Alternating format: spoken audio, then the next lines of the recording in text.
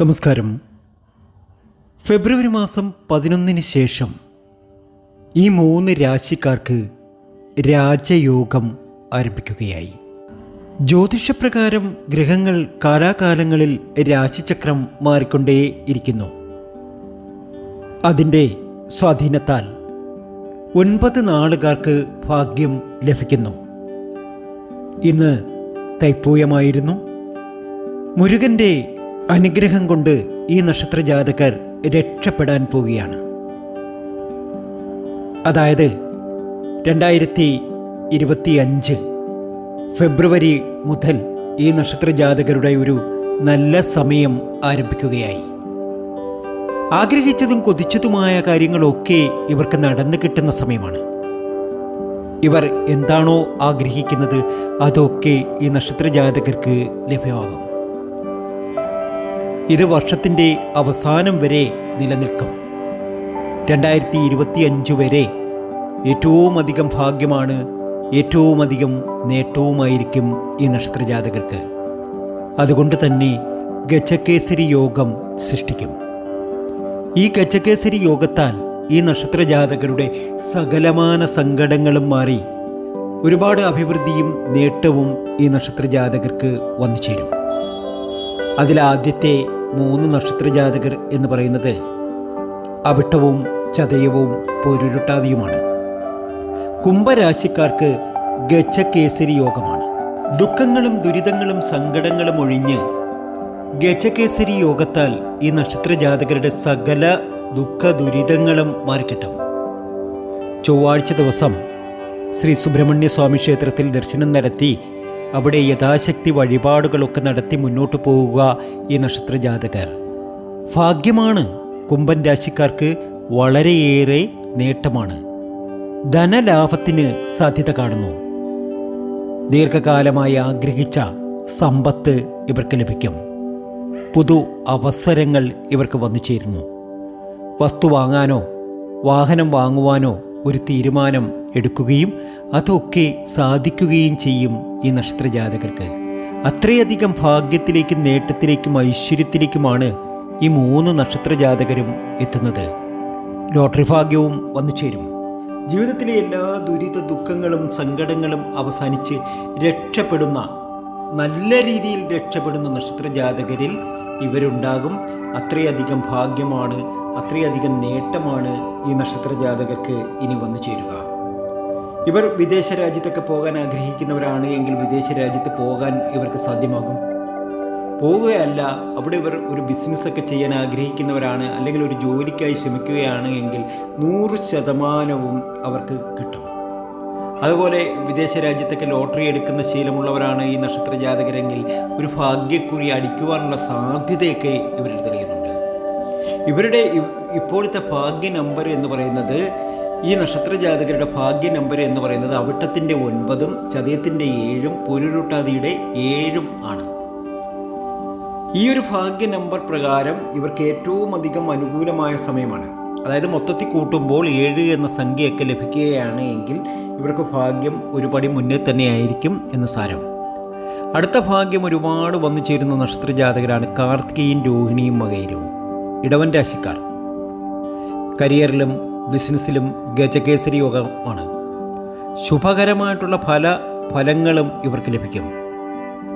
പണത്തിൻ്റെ വലിയ വലിയ സ്രോതസ്സുകൾ ഇവരിൽ തുറക്കപ്പെടും. കിട്ടാനുള്ള പണം തിരികെ ലഭിക്കും. പണം സമ്പാദിക്കാനുള്ള സാധ്യത ഇവരിൽ കാണുന്നുണ്ട്. മത്സര പരീക്ഷയ്ക്ക് തയ്യാറാകുന്നവർക്ക് അത് വിജയത്തിൽ കൊണ്ടെത്തിക്കുവാൻ സാധിക്കും. അങ്ങനെ പല വിധത്തിലുള്ള ഭാഗ്യാനുഭവങ്ങൾ കാർത്തികയ്ക്കും രോഹിണിക്കും മകീരത്തിനും ഇനി വന്നു ചേരും. ജീവിതത്തിലെ എല്ലാ ദുരിത ദുഃഖങ്ങളും അവസാനിക്കുകയാണ്. ആഗ്രഹിച്ച കാര്യങ്ങളുമൊക്കെ നേടിയെടുക്കാൻ ഇവർക്ക് കഴിയുന്ന സമയമാണ്. അത്രയധികം ഭാഗ്യമാണ്. എഴുതി വെച്ചോളൂ, ഈ കാര്യം നിങ്ങളൊന്ന് എഴുതി വെച്ചോളൂ. ഇത് സത്യമായി തീരും. തിരുമേനി പറഞ്ഞ കാര്യങ്ങളെല്ലാം സത്യമായി തീർന്നിട്ടുണ്ട്. അപ്പോൾ ഇതൊന്ന് എഴുതി വെച്ചോ, ഇത് നിങ്ങൾക്ക് നടന്നിരിക്കും. അടുത്ത നക്ഷത്രജാതകർ മിഥുനരാശിക്കാരാണ്. മിഥുനരാശിയിലെ മകയിരവും തിരുവാതിരയും പുണർദവും. ഇവർക്ക് സാമ്പത്തികമായി പുരോഗതി ഉണ്ടാകുന്ന സമയമാണ്. അതായത് അതിസമ്പന്നതയിൽ ഈ നക്ഷത്രജാതകർക്ക് എത്താൻ സാധിക്കും. ജീവിതത്തിലെ എല്ലാ ദുരിത ദുഃഖങ്ങളും അവസാനിച്ച് ഒരുപാട് നേട്ടവും ഭാഗ്യവും ഐശ്വര്യവും ഒക്കെ ഈ നക്ഷത്ര ജാതകർക്ക് വന്നു ചേരുന്ന സമയം. മകയിരത്തിനും തിരുവാതിരയ്ക്കും പുണർദത്തിനും ഇനി സമ്പത്ത് കൊണ്ട് ആറാടാനുള്ള സമയം. ഇവർ ഒന്നിനും പോകണ്ട.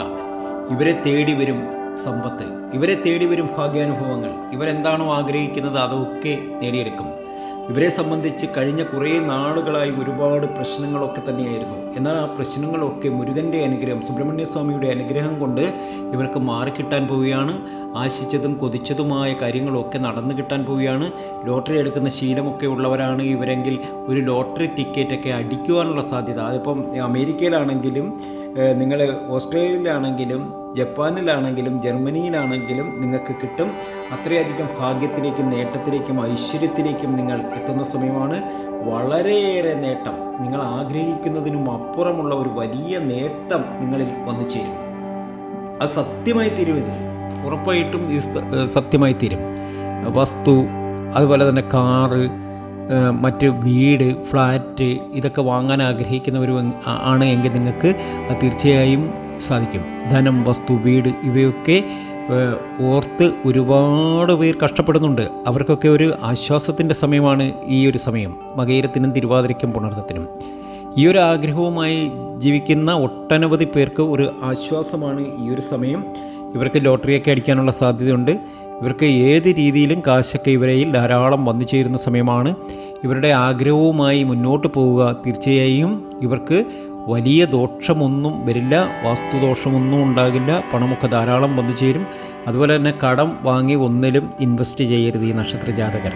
മകയിരവും തിരുവാതിരയും പുണർത്തും കടം വാങ്ങി ഒരു കാരണവശാലും ഒരു കാര്യത്തിലും ഇൻവെസ്റ്റ് ചെയ്യാതിരിക്കുക. പല വിധത്തിലുള്ള സങ്കടങ്ങൾ നിങ്ങളിൽ ഉണ്ട്. ആ ഒരു സമയത്ത് വളരെ ശ്രദ്ധിച്ച് തന്നെ പോകണം. ചെറിയ പൂജകളൊക്കെ ചെയ്യുക. ഭക്തിദാൻ പ്രധാനം എന്ന് പറയുന്ന കണക്ക് ഭക്തിയോടുകൂടി നിങ്ങൾ എന്ത് ചെയ്യുന്നുവോ അതിലൊക്കെ നിങ്ങൾക്ക് വിജയിക്കാൻ കഴിയും.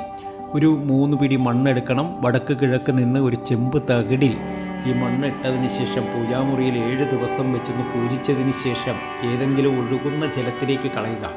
അതൊക്കെ ചെയ്താൽ നിങ്ങളുടെ കഷ്ടകാലങ്ങളൊക്കെ അവസാനിച്ച് ഒരുപാട് നേട്ടത്തിലേക്കും ഭാഗ്യത്തിലേക്കും ഐശ്വര്യത്തിലേക്കും നിങ്ങളെത്തും. ഇനി നിങ്ങളുടെ സമൃദ്ധിയുടെ നാളുകൾ തന്നെയാണ്. തൊട്ടതൊക്കെ പൊന്നാക്കാൻ കഴിയുന്ന സമയമാണ്. ജീവിതത്തിലെ ക്ലേശങ്ങളൊക്കെ അവസാനിച്ച് ഒരുപാട് ഭാഗ്യാനുഭവങ്ങൾ, നിങ്ങൾ ഞെട്ടുന്ന രീതിയിലുള്ള ഭാഗ്യാനുഭവങ്ങൾ നിങ്ങളുടെ ജീവിതത്തിൽ വന്നു ചേരും. ഈശ്വരൻ നിങ്ങളെ അനുഗ്രഹിക്കും. ഈശ്വരൻ്റെ സാന്നിധ്യം നിങ്ങളിലുണ്ട്. നിങ്ങൾക്ക് വളരെയേറെ നല്ല സമയമാണ്.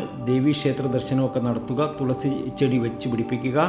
അതുപോലെ തന്നെ തുളസി ചെടിയിൽ നിന്നും 3 ഇതളുകൾ പറിച്ച് നിങ്ങൾ രാവിലെ, എല്ലാ ദിവസവും രാവിലെ മഹാവിഷ്ണുവിൻ്റെ പടത്തിന് മുന്നിൽ സമർപ്പിച്ച് പ്രാർത്ഥനയൊക്കെ നടത്തുക. ജീവിതത്തിലെ ക്ലേശങ്ങളൊക്കെ മാറണം, ജീവിതത്തിൽ ഒരുപാട് രക്ഷപ്പെടണമെന്ന നിങ്ങളുടെ ആഗ്രഹമൊക്കെ സഫലമാകും. ഉറപ്പായി ഞാൻ ഈ പറഞ്ഞ നക്ഷത്രജാതകരൊക്കെ വളരെ വലിയ നിലയിലെത്തുകയും ആശിച്ചതും കൊതിച്ചതുമായ കാര്യങ്ങളൊക്കെ ജീവിതത്തിൽ നടക്കുകയും ചെയ്യും. ഇത് സത്യമായ കാര്യമാണ്. ഉറപ്പായും ഇത് നടന്നിരിക്കും. ഉറപ്പ്.